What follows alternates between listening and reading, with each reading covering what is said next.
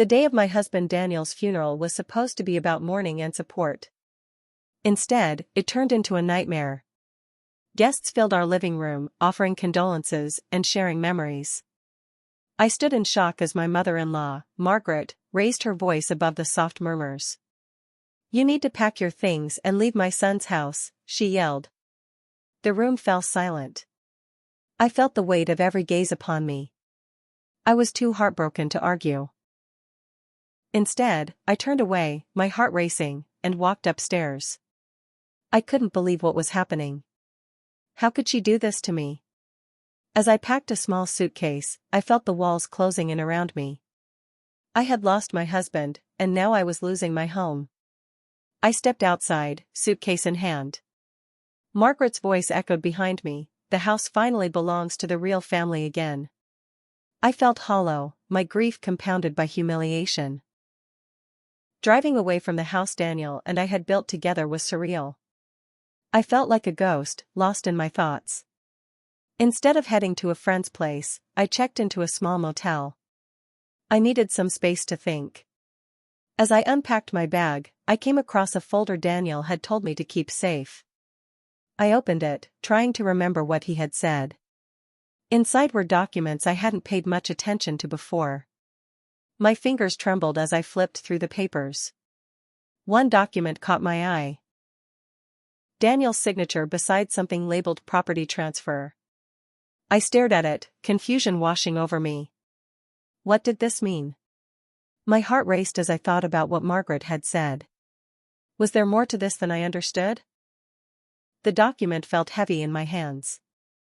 I recalled a conversation with Daniel after a heated argument with his mother. He had said he wanted to protect our future, but I never fully understood what he meant. Now, it seemed he had done something significant without telling me. I couldn't shake the feeling that I might be missing something important. Meanwhile, I imagined Margaret celebrating her victory, telling everyone she had taken back her son's house. The thought made my stomach turn. I realized I needed answers. I decided to take the document to a lawyer. If there was a chance Daniel had made a plan for me, I needed to know. I met with attorney Victor Langford the next day. My heart raced as I explained everything that had happened at the funeral. He listened intently, studying the papers I handed him.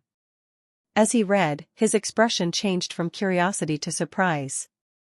"Did your mother-in-law know Daniel transferred the house?" he asked, his tone serious. I shook my head, confusion flooding my mind. "I don't know what you mean," I replied. Victor's eyebrows furrowed as he continued looking through the documents.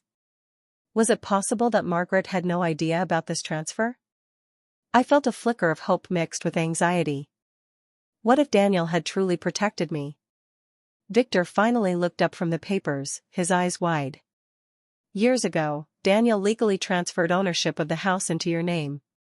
It's all recorded with the county. You are the sole legal owner." I felt a wave of disbelief wash over me. How could Daniel have kept such an important decision from me? My heart raced. "Are you sure?" I asked, needing confirmation. Victor nodded firmly. "This is serious. If Margaret tries to sell the house, she could face legal trouble." I felt a rush of emotions, grief, anger, and relief. Daniel had thought ahead, but now the situation was about to get complicated. I needed to act fast. To confirm what Victor said, I visited the Brookhaven County Property Records Office. The clerk was friendly but thorough as she searched the system. Each moment felt like an eternity. Finally, she looked up and smiled. "The house is registered entirely under your name." My heart soared, but I couldn't shake the feeling that the situation was far from over. Just as I was about to leave, the clerk mentioned casually, "Someone recently asked about the ownership records, your mother-in-law." My stomach dropped. Margaret was already trying to reclaim what wasn't hers. I had to be careful. The next steps were crucial. Back at home, I could only imagine what was happening. Margaret had been redecorating the house as if I never existed. Neighbors told me that she was removing photos of Daniel and me, replacing them with her own memories. I felt sick to my stomach. It felt like she was trying to erase our life together. One particularly concerned neighbor, Mrs. Delgado, sent me pictures of Margaret throwing my belongings into boxes. I couldn't believe it. How could she be so cruel? It was like a bad dream I couldn't wake up from. I knew I needed to stay strong and not let her actions push me into a corner. Mrs. Delgado called me the next day, her voice filled with urgency. Margaret has been bragging that she owns the house now, she said, concern lacing her words. I felt a mix of anger and fear. What else did she say? I asked, gripping the phone tightly. She mentioned seeing a real estate agent visiting the property earlier today, Mrs. Delgado replied. My heart raced. Margaret was already trying to sell the house? I couldn't let that happen. I had to find a way to stop her, but how? I realized I couldn't confront her just yet. I needed more evidence before taking action. Days passed, and I learned that Margaret had met with a real estate agent. I imagined her confidently listing the property for sale, claiming it as her own. The thought made me sick. How could she think she could do this? It felt like a betrayal. Then, I received a call from the agent. I noticed your name listed as the legal owner, he explained, sounding confused. I'm sorry, but I need to verify this before proceeding. I confirmed the information and asked him not to confront Margaret just yet. I wanted her to find out the truth on her own. It was time to let this play out. As days turned into weeks, I watched Margaret host family dinners in the house like she owned it. I felt a knot in my stomach every time I heard laughter echoing through the walls that once held our memories. I was torn between my anger and my desire to confront her. Then, I received a call from Victor. Margaret has applied for a loan using the house as collateral, he informed me. My heart sank. This was a dangerous mistake. If she was trying to use my property without knowing it was mine, she was digging herself into a serious hole. I had to act, but I wanted to do it carefully. Victor suggested sending an official legal notice declaring my ownership. This will make it clear that the house is yours, he explained. I hesitated. Despite everything, Margaret was still Daniel's mother. I wondered if exposing her publicly was the right thing to do. The thought of hurting her made me uneasy. I had already lost so much. Just as I was contemplating my next move, my phone buzzed. It was a voicemail from Margaret, mocking me for running away after Daniel's funeral. The anger I felt was overwhelming. Hearing her voice pushed me to my breaking point. Hearing Margaret's message reminded me of how she treated me after Daniel died. I had to take a stand. I signed the legal notice and authorized Victor to deliver it. I was nervous but determined. The courier would deliver the notice the next morning. I knew this was a pivotal moment. I had to be strong and assertive.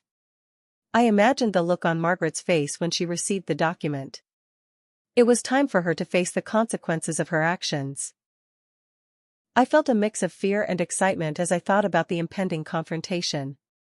The next day, the legal courier arrived while Margaret was entertaining friends at the house. I could almost picture her laughing, completely unaware of the storm brewing. When she opened the envelope expecting ordinary mail, her smile quickly faded. I imagined the shock on her face as she read the words. The thought filled me with a sense of satisfaction. My heart raced as I waited for her to react. Would she finally realize her mistake? Would she understand the gravity of the situation? I hoped this would finally bring some clarity to the mess. Margaret's initial reaction was denial. She insisted the document must be fake and threw it aside. I could picture her storming around the house, furious. When she called me, her voice was filled with rage. You're lying. This can't be true, she shouted. I remained calm, knowing that the truth was on my side. Check the county records yourself, I replied, determined to let her see the reality. I felt a rush of adrenaline. It was time for her to confront the truth she had tried to ignore. Margaret stormed into the county office, demanding proof of ownership. I could only imagine her frustration as she confronted the clerk. The clerk would confirm that the house belonged to me, and I knew that realization would hit her hard. When she left the office, I pictured her looking shaken and pale, the weight of her actions finally sinking in. I waited for the calls to start coming in. I knew she would reach out, desperate to talk things through. I was ready to hear her out, but on my terms. Soon enough, my phone rang. It was Margaret, her tone drastically different from before. "I'd like to meet and talk things through," she said, sounding almost vulnerable. I could hardly believe it. The same woman who had thrown me out after Daniel's funeral was now asking for a meeting. I agreed to meet her, but I made it clear that it would be at my terms and my time. I felt a sense of power shift. I was ready to show her that I wouldn't back down. We met at a quiet cafe in Rivergate Plaza. I could see the tension in Margaret's eyes as she tried to justify her actions. "We could share the house," she suggested, her voice shaky. I shook my head, standing my ground. "You tried to sell a house that wasn't yours," I replied firmly. As I placed a copy of the property deed on the table, I could see her confidence waver. The truth was finally laid bare. I watched as she read the deed, slowly realizing the magnitude of what had happened. Margaret's face drained of color as she processed the information. "Daniel legally transferred the house to you years ago," she finally said, her voice barely above a whisper. I nodded, reminding her of the moment she had thrown me out after the funeral. "You thought you could take everything from me," I said, my voice steady. "But Daniel made sure I would always be protected." The power dynamics had completely shifted. I felt a mix of vindication and sadness for what had transpired. As we continued to talk, I calmly explained that instead of apologizing, she had tried to take something that wasn't hers. "You need to vacate the house within 30 days, I said firmly. "However, I won't pursue legal charges over your attempt to use the house for a loan." Her eyes widened in shock.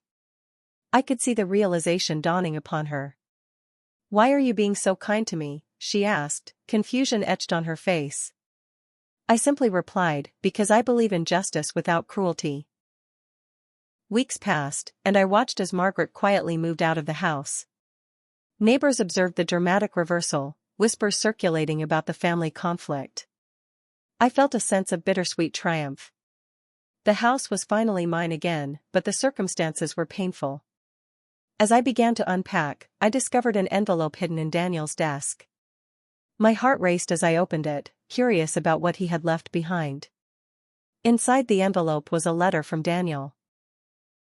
As I read his words, tears filled my eyes. He explained that he had always worried his mother might one day try to control our home. That was why he made sure the house would always belong to me. I felt a wave of gratitude wash over me.